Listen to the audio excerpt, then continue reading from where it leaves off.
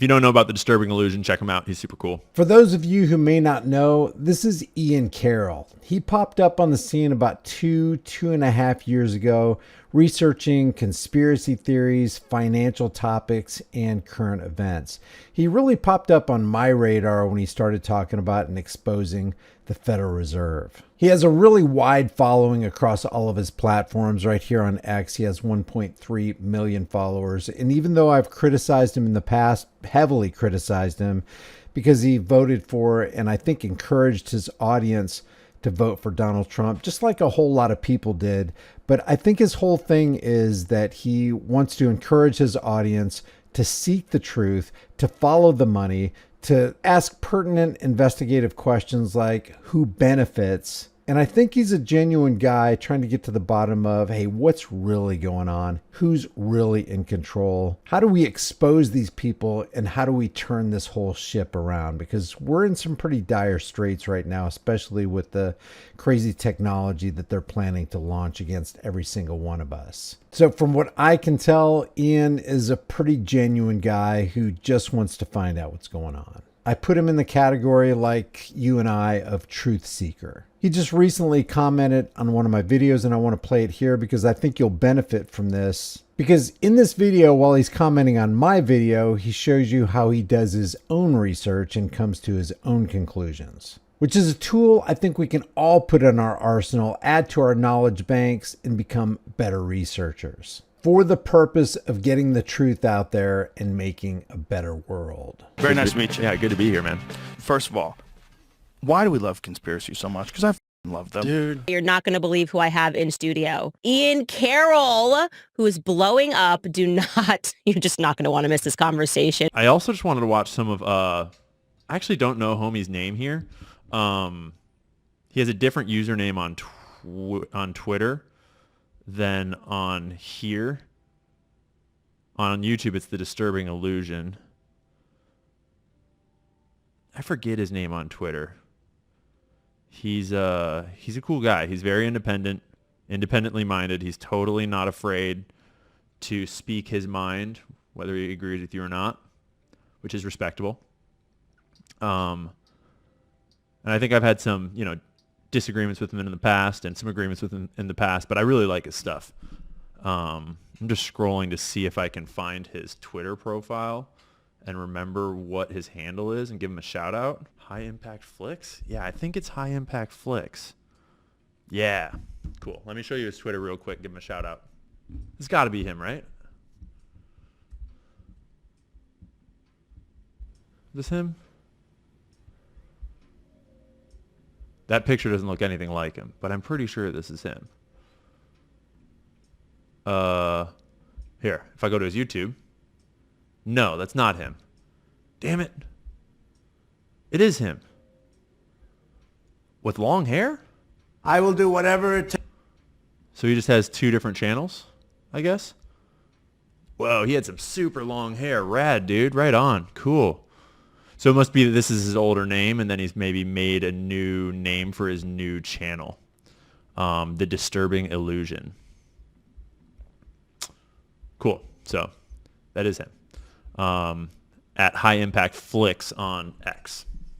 Cool dude. Even when he disagrees with me and isn't afraid to say it. That's a good thing. And I have not seen this video. I just know that I like his style. I like his shit. It's a good length, and I'm curious what he's going to say about this whole thing. Let's see what bro is into here. In a continued effort to try to solve the Charlie Kirk murder, who did it? Why did they do it? What were their motivations? Something that the FBI doesn't appear to be very interested in doing. We turn our sights on Mikey McCoy. Mikey McCoy is the son of Rob McCoy. Rob McCoy is the pastor, or was the pastor, for Charlie Kirk. And I like this guy's vibe because he's like sassy and he's older and he like ain't taking no shit because he's seen enough corruption. So he's a fun blend of sassy and sarcastic, but also like very intelligent and evidence-based. And before we proceed, everybody we look at here, including Mikey McCoy, is innocent until proven guilty. Exactly, right? That wisdom that comes with time, that not everyone has the wisdom to lay out like that in a court of law. But Mikey McCoy here admits that the TPUSA geo-tracking team tracked 277,000 people who attended Charlie Kirk's memorial. We're going to listen to him say this, and stay tuned because we're going to look at his actions immediately after and while Charlie Kirk was being shot or was shot. Whatever happened to Charlie Kirk. We're going to look at the reaction of Mikey McCoy, who was standing mere feet from Charlie Kirk when the incident happened. And based on what Mikey McCoy says right here, I'm starting to think that the P in TPUSA stands for Palantir. Without further ado, this is Mikey McCoy speaking on a broadcast with Dr. Frank Turek, who is Charlie Kirk's mentor. Being at the office, being together, talking about the show, running the organization, doing the things that we used to do with Charlie is the only thing really bringing us the most comfort right now. And all of us will... So he's talking to Frank Turek. Just for context, Frank Turek is the guy in white shirt, white hat on the day of the shooting. He's the guy that thinks of himself kind of like a father figure to Charlie kind of like a son to him. And he's the guy that wasn't really supposed to get in the SUV with them, but he got into the SUV with them when they drove away to go to the wrong hospital, kind of. And he had a very emotional telling of this story. He seems very genuine in my mind, from what I've seen. We'll laugh because as we're talking and as we're planning events and doing things, we hear Charlie's voice in the back of our head. And I hear this all the time. It's like ingrained in me. Where, you know, even for the memorial, when we were planning the memorial, we were going to do it at Desert Diamond Arena, which holds 20,000 people. And me, Erica, Elizabeth, we all look at each other and we're like, more, Charlie, what you telling? Did these people seem overly happy to you? Yeah, facts. Absolute facts, bro. I know I joke and I call... I mean, look at the place where he paused it, too. He had the perfect pause. I'm pulling up the FARA documents for Show Faith by Works that are going to be very relevant to this piece I think he's about to talk about. Erica Kirk, America's happiest widow, but I'm seeing a pattern. Andrew Colvett, Dr. Frank Turek, Mikey McCoy, Rob McCoy, Erica Kirk, the entire TPUSA staff, they seem overly jubilant, in my opinion. I don't know, that's just me. Maybe I'm crazy. Yeah, I don't agree on the Erica one. I mean, I do agree that it's, you know, her behavior is hard to understand, but I think that she's in such a pressure position that I don't, and based upon Candace's positioning and continued speaking, I don't suspect Erica, but I like that there are people out there that do, so that someone's looking into it. I just don't want to. I mean, more people. I'm watching it all. I just, you know. More, Charlie, more people. There's enough people. All right, that's pretty funny. And so we jumped over to Cardinals Stadium and That's interesting because he just said that they changed stadiums. And these are stadiums that require months and months and months to book out. And we did get a story, I think from Colvett, but I don't remember, about how that's correct. And yes, someone else had the space reserved, but out of respect for Charlie, an organization that had the stadium reserved said, you can take our reservation because we want to give you this out of respect for Charlie. And that's how they got the stadium on such short notice. But it doesn't really explain how they organized such a massive, I think the biggest event Turning Point's ever put on. Maybe the biggest political rally, and I don't know. So I think we still have some questions about how the hell they put that together. And Mikey just said that they actually had one stadium lined up and overbooked it, and then they've switched and got a different stadium, apparently, on 2 weeks' notice or less. Truthfully, at first we were like, we've never done an event this big. I don't think there's ever been an event that big in the conservative movement. Nope. So we said, you know what, we have a piece about it, so we'll just release it to the Lord, and we'll do everything that we can with our vessels to plan the best event we can logistically. But filling that room, we'll do the best promotional ability we can, but we'll open it up to you, Lord. And we did. And our geo-tracking team tracked 277,000 people that day. Our geo-tracking team tracked 277,000 people that day. Did you know that TPUSA has a geo-tracking team? Who is that geo-tracking team? Is it part of TPUSA? Are they a third-party client? I know that Andrew Colvett said are geo-tracking partners. So who are they partnering with? Peter Thiel? Peter Thiel owns Palantir. Peter Thiel bankrolled J.D. Vance. I'm not going to stop in the middle of talking about Peter Thiel. That was the first contention, is he came after me at one point way back for not talking enough about Peter Thiel. And I was like, back off, but also fair. I'm going to talk more about Peter Thiel. And I have since. Palantir basically is in the tank for Israel. These people want to monitor everything you and I do on the internet. Does the P in TPUSA really stand for Palantir? I mean, practically speaking, do you think any one of those 277,000 people who were geo-tracked by TPUSA gave their consent? They're there to pay their respects to Charlie Kirk, and they're being geo-tracked by Charlie Kirk's organization? And what is TPUSA going to do with all that information? And Yep, well said. We don't really have confirmation on who exactly geo-tracked that event. Andrew Colvett said our partners, our tech partners. And so I think the question on my mind is, was their tech partner Show Faith by Works, LLC? And I just want to, the point of this whole thing on Twitch here, the point of being here with you guys is to encourage everyone to do a little more of their own research and to show you how I do mine and how to use the tools available to us and to learn together. So I want to not just pull up the document, but I want to show you how to find it. And so the way that I found it is by Googling FARA filing search, because we want to find a FARA filing, a Foreign Agent Registration Act filing. And when you search that, you get the search, the efile.fara.gov website, and you click on that. And then it brings you here where you can search 3 different ways. And if you search by field, we want all document types. And I know their filing number, their registrant number, because I have the document right here, 7653. But you can just type in Show Faith by Works is the name of this organization, and search. And it'll show you all the FARA filings that Show Faith by Works has ever filed. And the one that's really spicy is this Exhibit AB. And then when you click on that, there you go. Show Faith by Works LLC is the name of registrant. That's their number.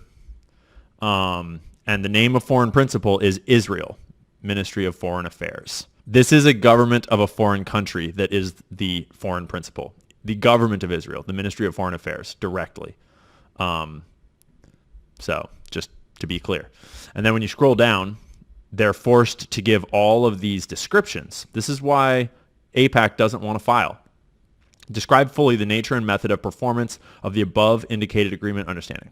Christian outreach through various grassroots and digital targeting of Christians in the Western U.S. We will create a mobile museum to display at churches, Christian colleges, and Christian events. We will target and distribute pro-Israel information online and through targeted geofencing and digital online tools, tracking your phone.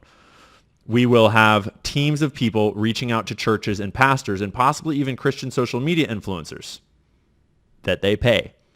Some of this is still undecided and fluid, but these are the outlets we have planned and proposed.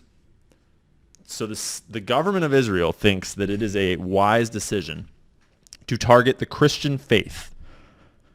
And that feels pretty blasphemous to me. I am no authority on the Christian faith by any means. But targeting the Christian faith, Christian churches, Christian colleges, and Christian events with pro-Jewish propaganda. Imagine if it was Muslim. I want to find the part where they talk about what this mobile museum display is. If you don't know, I'm sure you can guess.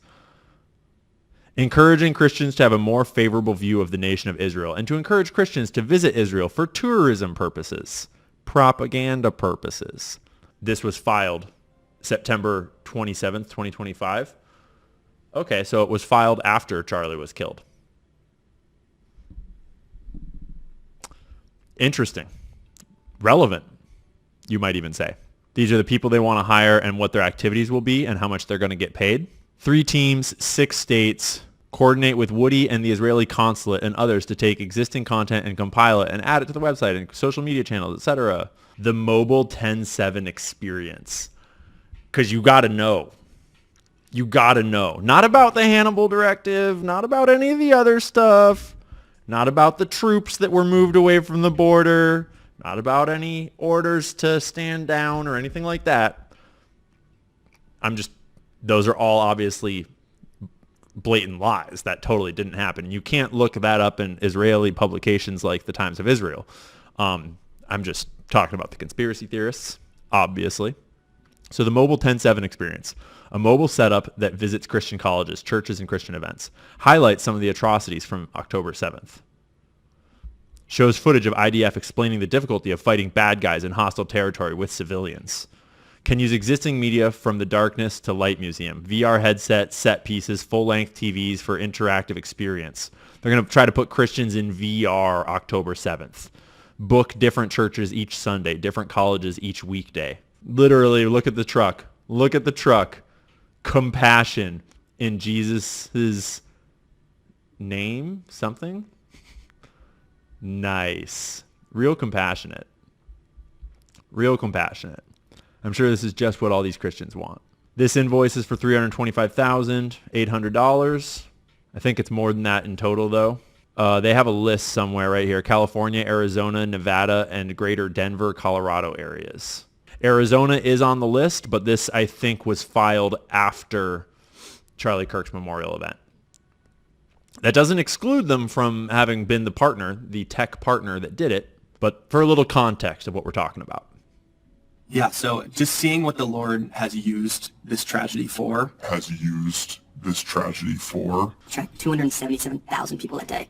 And it's given way to this great harvest of people. Coming out and supporting Turning Point.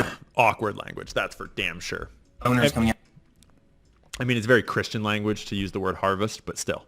And supporting Turning Point. Listeners of the Charlie Kirk Show, they're still emailing us every day, freedom@charliekirk.com, as though nothing has changed.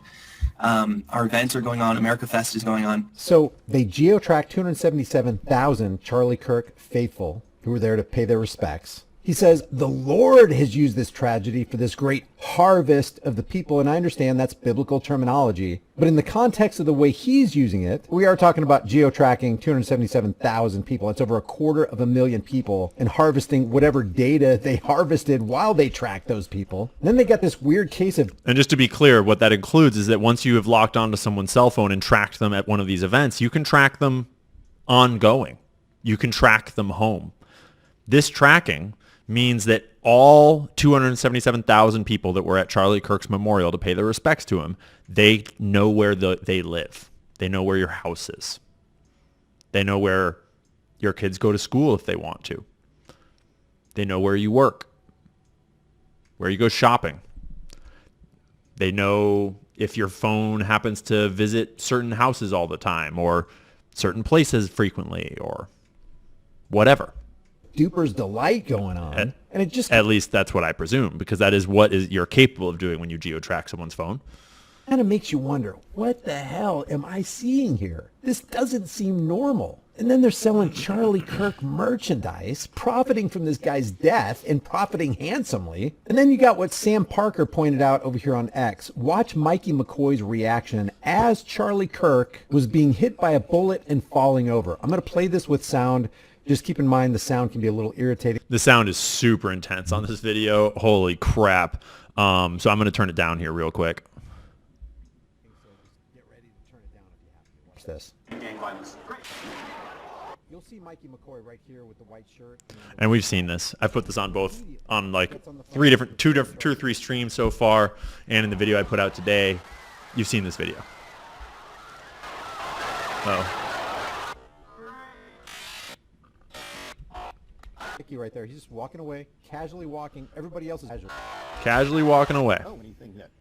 Right here, staff. All right, I just want to hear his analysis of it. Who's he talking to? This is Charlie Kirk's chief of staff showing zero concern for Charlie. You can actually see it better in this video right here. I don't want to show Charlie Kirk getting shot. I just want to focus on Mikey McCoy. I want this video to go out to as many people as possible. Immediately, Mikey gets on the phone. From Charlie Kirk's mentor to his best friend to his wife to his co-workers, everybody seems to be really living it up and laughing it up in the wake of Charlie's brutal murder. I mean, they're taking this thing really, really well. And there's some... Yeah, I see some conversation in the chit chat about it being faked. And I'm not going to rule it out, not completely. I think it's pretty unlikely just because of the magnitude of the accusation. I'm certainly not going to make that accusation. I don't believe that. I think that there's a very, very small possibility, but it is possible. And it would explain some of the after action, like, you know, stuff we're seeing. But I don't buy it.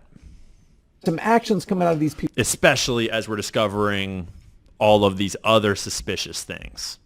That really make you scratch your head and go, are these people human beings? Because that's not how people act in my zone of influence. I mean, I've seen more care or concern coming out of a stranger toward a homeless person. I've seen people devastated for long periods of time, and you have too, and you're probably one of these people like me who are just not able to laugh or do anything months after your pet dies. But here these guys are laughing, enjoying life, profiting handsomely from this brutal tragedy, violating consent by Yeah, like, I don't know how long after his death this was filmed, but like, tracking 277,000 people who came to honor Charlie Kirk, spewing the FBI's... Good question, Rocket. What's the benefit of it being fake?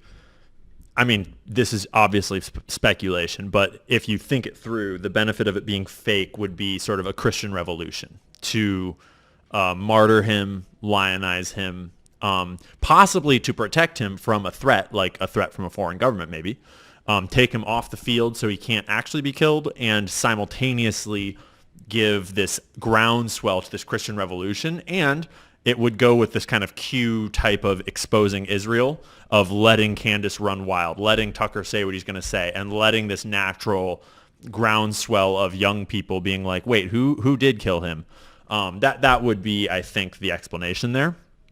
And if that was true, I mean, it'd be pretty fucked up to lie about this and to do all that, but it would be kind of a badass timeline to be in. That would mean that we would have like the most capable white hat actors on the planet. That would be like JFK Jr. still alive kind of shit. So this ridiculous official story of Tyler Robinson being the gunman and Charlie's neck being a Man of Steel neck that stopped a 30-06 traveling at 2,900 feet per second. I mean, what is really going on here? Yeah, I dig him. If you don't know about The Disturbing Illusion, check him out. He's super cool. Good analysis. Dig it.